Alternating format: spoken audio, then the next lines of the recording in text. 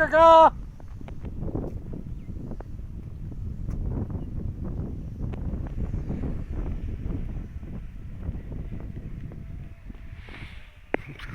মরিচ ক্ষেত তো ভালো হয়েছে তাই না? আমরা এখানে রমজানের কথা বলছিলেন যে জমির উপর আসছিলাম।